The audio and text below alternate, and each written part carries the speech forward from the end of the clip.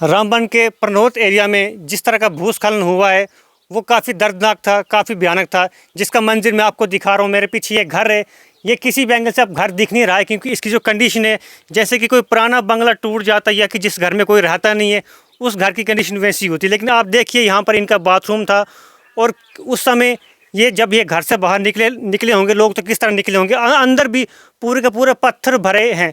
हो सकता है उस टाइम भी कोई बाथरूम में हो सकता था, किस तरह से वो घर से बाहर निकला, किस तरह से यहाँ से निकला होगा। और साथ में घर के अंदर जितना भी मलबा है, पूरी छत का जो लेंटर है वो गिरा हुआ है। अब ये भी एक सवाल है कि जिस टाइम ये हादसा हुआ था शाम के समय में तो कोई अंदर ज़ख्मी हो सकता है और उस टाइम लोगों ने जानवर भी अपने घर से निकाले थे बाहर क्योंकि उनको भी निकालना था। और जो जेवरात थे घर में वो तो निकाल नहीं पाए, लेकिन उनका कहना है कि हमने जो माल मवेशी थे उनको बाहर निकाला है। लेकिन देखिए कंडीशन कितनी तबाही हो गई, अंदर घर में कुछ भी लग नहीं रहा कि ये घर था और तबाही काफ़ी तकड़ी है। साथ में नीचे आप ये लकड़ी के ये नाश देख रहे हो जो कि लग रहा है कि जैसे कि कोई न कोई ऐसी तबाही हुई थी किसी टाइम में कि जैसे कि 2-4 साल पुरानी। लेकिन हालांकि ये कुछ दिन पुरानी तस्वीरें हैं जो हम आपको दिखा रहे हैं।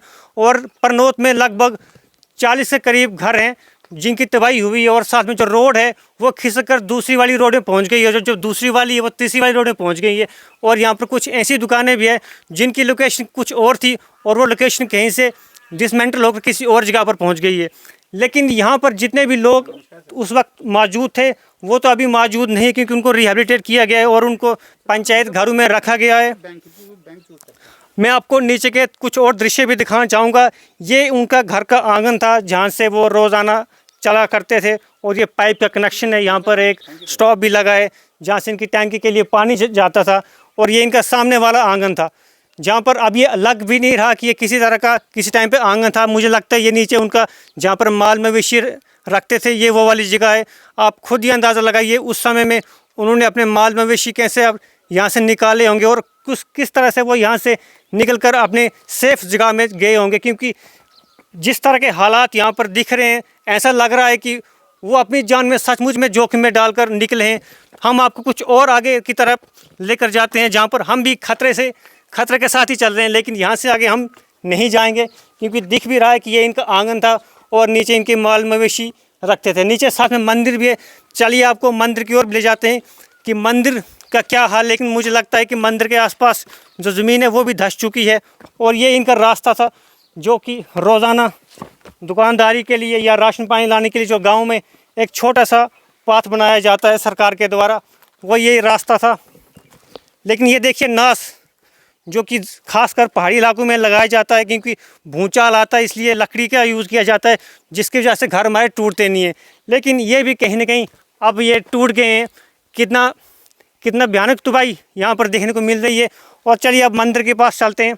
तो ये यहाँ पर शिव जी का मंदिर भी है जहाँ पर शिवलिंग आप देखने को आपको मिल रहा है और जो यहाँ पर लोग प्रार्थना करने के लिए बैठते थे और यहाँ पर हवन जो लोग करते हैं उसकी भी तबाही हो गई है। साथ में जो मंदिर है अंदर गणेश भगवान और शिव शंकर भगवान, साथ में माता पार्वती भी आपको देखने को मिल रहे हैं। लेकिन उनका स्थान जो है वह अपनी जगह पर बिल्कुल ठीक तरीके से टिका हुआ है, लेकिन जो फ्लोर है, फर्श है, उसकी तबाही हो गई है।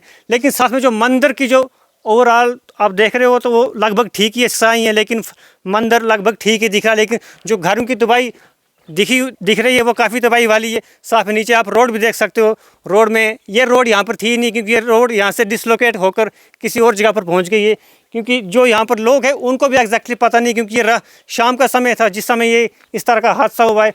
और देखिए ये जो घरों के पास दीवार लगाई जाती है अपने खेत को ठीक करने के लिए, वहाँ पर चमन में कुछ फसलें उगाई जाती है जो कि डिसमेंटल होकर किसी और जगह पर पहुँच गया है। और जो लाइनें हैं यहाँ पर देख पा रहे हो, लाइनें उसी टाइम कट हुई है। सोचिए उस टाइम लोग किस तरह से रेस्क्यू कर अपनी जान बचाकर अपने माल मवेशी को बचाकर यहाँ से निकले होंगे और अपनी सेफ जगहों पर पहुँचे होंगे। फ़िलहाल ये थी स्टेट लाइन की स्पेशल कवरेज जो हमने आपको दिखाई और आप देख पा रहे हो यहाँ पर अभी भी स्थिति कंट्रोल में नहीं है। अब देखना ये है कि आने वाले समय में सरकार इन लोगों के लिए किस तरह की सुविधाएं प्रोवाइड करती है। क्या इनको स्पेशल ज़मीन दी जाएगी और साथ में कुछ मुआवजा भी दिया जाएगा या फिर कोई अब सरकार से ये गुहार रहेगी कि लोगों को ज़मीन दी जाए जहाँ पर वो अपना रहन बसेरा दोबारा से सेटल कर पाएँ और अपने बच्चों का भविष्य सुनहरा कर पाएँ।